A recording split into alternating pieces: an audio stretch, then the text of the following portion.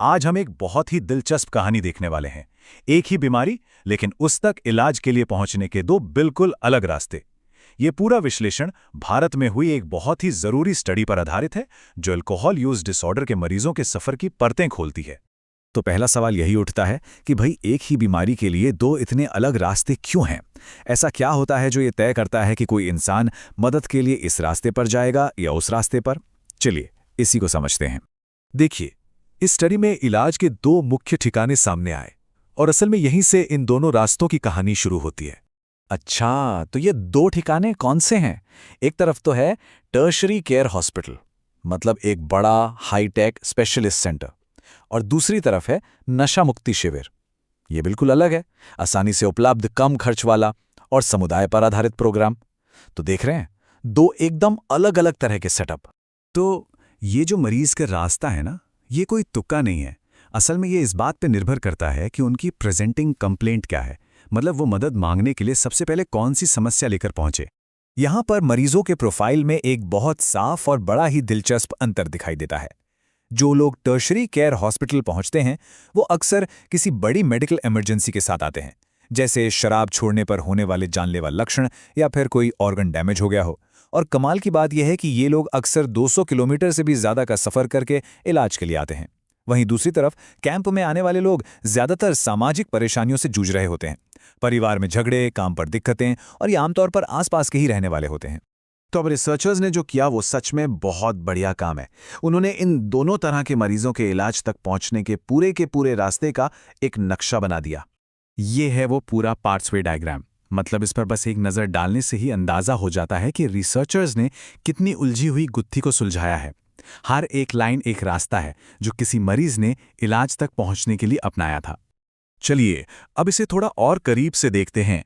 जो मरीज आखिरकार स्पेशलिस्ट हॉस्पिटल पहुंचे, उन्होंने सबसे पहले किसका दरवाजा खटखटाया था?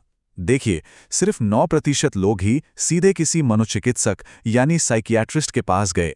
ज्यादातर, करीब 29%, पहले एक जनरल हॉस्पिटल गए। ये बहुत ही अहम बात है, क्योंकि ये बताता है कि जब मेडिकल प्रॉब्लम गंभीर होती है तो मरीज का पहला कांटेक्ट अक्सर एक नॉन साइकियाट्रिक सेटिंग में होता है। अब इसकी तुलना उन मरीजों से करते हैं जो कैंप गए थे। यहाँ तो कहानी ही बिल्कुल उल्टी है। लगभग 69% लोग सीधे एक मनोचिकित्सक के पास गए। तो अब ये बात बिल्कुल साफ हो जाती है कि मरीज की समस्या का प्रकार ही ये तय कर रहा है कि वो हेल्थ केयर सिस्टम का कौन सा दरवाजा खटखटाएगा। तो इन रास्तों पर गाड़ी कौन चला रहा है, मतलब फैसले कौन ले रहा है, और सबसे जरूरी सवाल, इस पूरे सफर में देरी कितनी हो रही है? चलिए इस पर नजर डालते हैं। तो ड्राइवर सीट पर कौन है? यहां भी दोनों रास्तों में एक बड़ा फर्क है। हाँ, शुरुआत तो दोनों ही मामलों में परिवार ही करता है, 80% से ज्यादा मामलों में। लेकिन हॉस्पिटल वाले रास्ते पर बहुत जल्द ही कमान मेडिकल प्रोफेशनल्स के हाथ में आ जाती है। वो मरीज को उसकी जरूरत के हिसाब से आगे रेफर करते हैं। लेकिन कैंप वाले रास्ते पर मरीज और उसका परिवार ही ड्राइवर सीट पर बैठे रहते हैं और हर मोड़ पर खुद ही फैसले लेते हैं।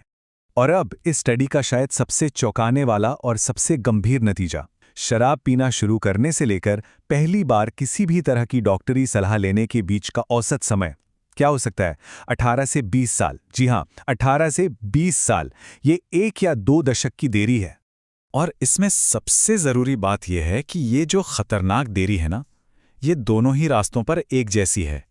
मतलब इस बात से कोई फर्क नहीं पड़ता कि मरीज की समस्या मेडिकल थी या सामाजिक, या वो किसी आसानी से मिलने वाले कैंप जा रहा था या किसी बड़े अस्पताल। मदद तक पहुंचने में ही दशकों लग गए। तो इन सब नतीजों का आखिर मतलब क्या है? हम अपनी स्वास्थ्य सेवाओं को बेहतर बनाने के लिए इनसे क्या सीख सकते हैं? स्टडी का ये एक कोट है जो पूरी बात को एक लाइन में कह देता है। ये दो रास्ते दो अलग अलग मरीज समूहों को दिखाते हैं।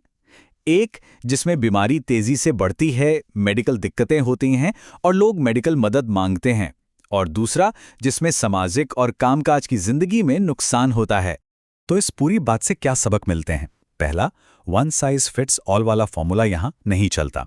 अलग अलग मरीजों को हमारे हेल्थ केयर सिस्टम में एंट्री के लिए अलग अलग दरवाजों की जरूरत है। दूसरा, नशा मुक्ति शिविर जैसे जो कम्युनिटी मॉडल हैं, वो सामाजिक समस्या वाले मरीजों के लिए एक बहुत जरूरी और सीधा रास्ता है। और तीसरा, और शायद सबसे जरूरी, जनरल मेडिकल सेटिंग्स एक बहुत बड़ा मौका है जिसे हम गंवा रहे हैं। जरा सोचिए, अगर जनरल अस्पतालों में ही अल्कोहल यूज डिसऑर्डर की स्क्रीनिंग शुरू कर दी जाए तो ये जो 20 साल की देरी है, इसे कितना कम किया जा सकता है। और अंत में ये सवाल हमें सोचने पर मजबूर करता है। अगर मदद के लिए पहली आवाज अक्सर किसी शारीरिक बीमारी के बहाने आती है, तो हमारा पूरा का पूरा हेल्थ केयर सिस्टम उस बीमारी के पीछे छिपी असली वजह, असली पुकार को सुनना कैसे सीख सकता है?